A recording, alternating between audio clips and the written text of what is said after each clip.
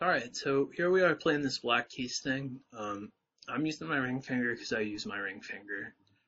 I see that there's downside in it, in this particular song, so I'm actually going to switch to pinky slide. We'll see why. But let's just start with, you know, just the high part. So I'm in open G.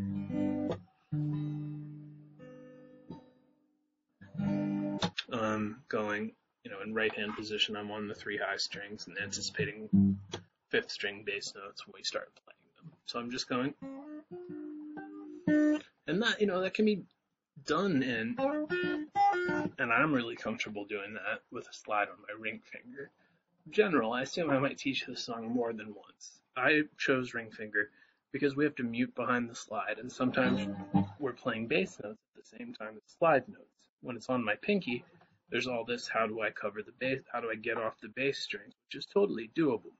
But the thought process, you can't really fret chords with the pinky. I find it hard to do, but that's because I play this. So yeah, you can still make all your same 3-note clusters. It's just a little weird. So either one's a totally legit choice here. And what's more, I think pinky makes more sense for this particular thing. But first, before we even do that, we've got, so maybe just pause and do that a couple times. So our timing here is and 1 and 2, 3 and 4, 1, 2, 3, 4. And he's doing this thing where he's only playing bass on 2, 4, 2 and 4. So it starts and 1 just to get that timing, but we're not actually playing bass. So there's our first one, and 1 and 2.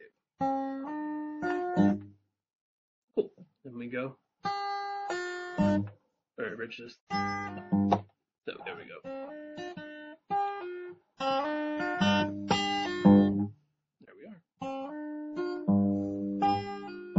Now you want to be using these two fingers. You're probably going to use your first finger before you know it, and just wherever you're at in your own slide progression.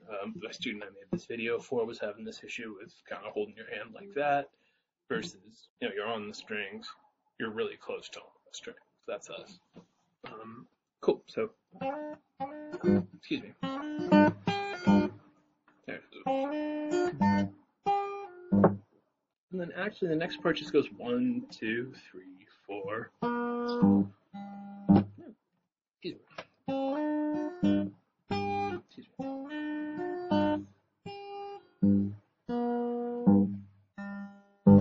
Kind of easy to level yourself into that being more complicated. But there we go. First riff. Excuse me. I'm keep going. I keep wanting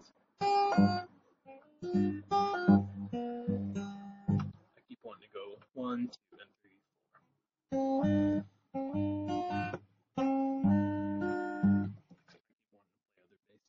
Okay, how about this?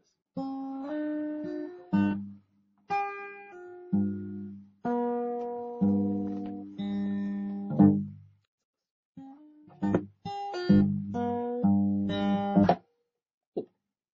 Second variation, we're going to go just that part. So that would work as, I wouldn't be surprised if that's what he does, but since we have to start the riff with, we might as well end up back here on C. So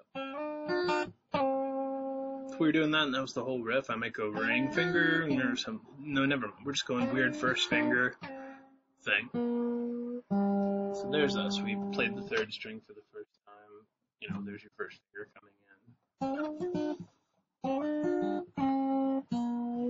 It's definitely a slide that sounds like one note. It's not.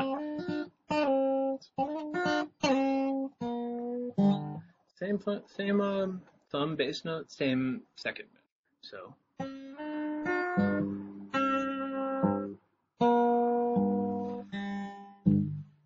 Again, that was.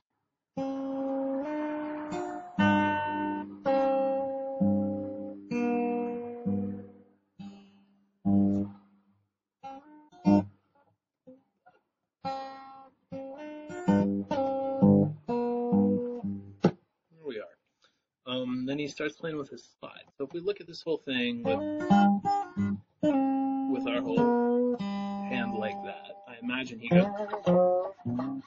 uses his pinky, which is a really good choice in this case. But so then you'll have to go ahead and just work on it on its own, and then put the slide on your pinky. Or if you're a ring finger person, that means the riff's going to turn on into. You'll have to use your pinky once there, but otherwise it'll still be not optimal in some ways. So I'm actually going to use my pinky, even though that's not my jam. So we go.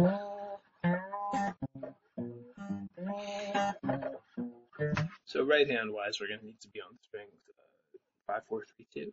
Just be sure your thumb juxtaposition is good. When does that happen most? When we're not hitting the first string and we need separate fingers for those two strings, which we will. So we're going.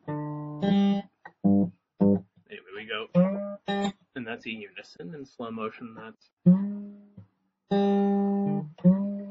But playing that fast, it's not going to really matter if the slide sounds a slight pull off. And then we're just going, which in slow motion has to be play, mute, play, mute. Otherwise, we get. So yeah.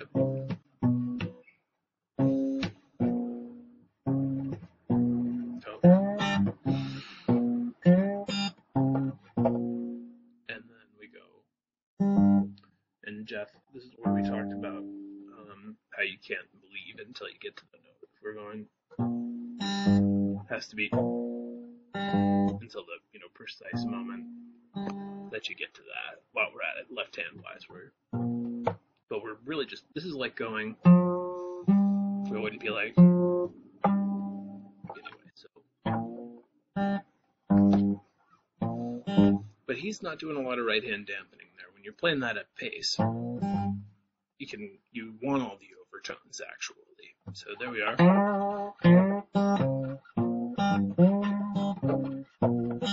Interesting. So we get a lot of vibrato on that one, like the silly amount of vibrato, which I'm bringing up now last as a nuance. That's like Muddy Waters on his like stuff.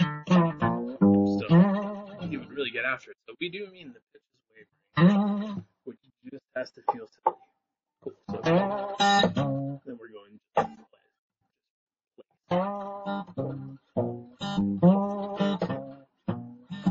Okay, there we are.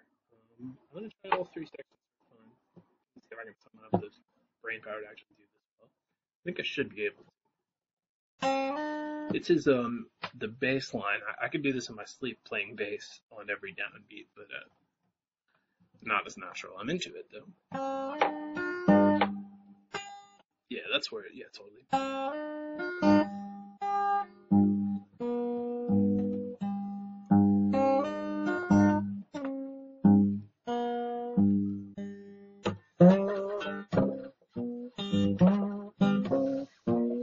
Alright, slow one. We're doing a good amount of stuff in this piece, but if you find the technique is jamming you up, it's probably thinking about both parts at once, as going left hand with a pick or whatever is pretty easy on the grand scheme of things that you're doing if you play this song. So that's just isolating left hand. You can do the same thing with your right hand, where there we're just going. If we're going boom, that's just going.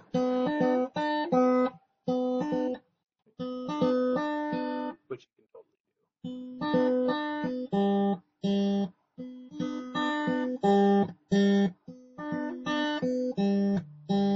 And it doesn't matter about dampening because we're using our hand at that point. So yeah, you can isolate each hand and then there we are.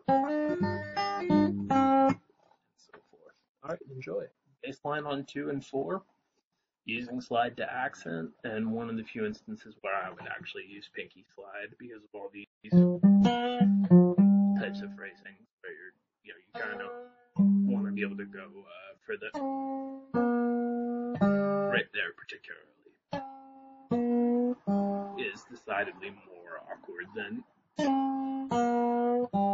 both are doable. But hey, there you go. I bet he uses his pinky, just deductive reasoning wise. I think I might have seen him do it, but there you go. Enjoy. There is the first 3 riffs in Busted in open G tuning. D, G, D, G, B, D. All G's, B's, and D's, right?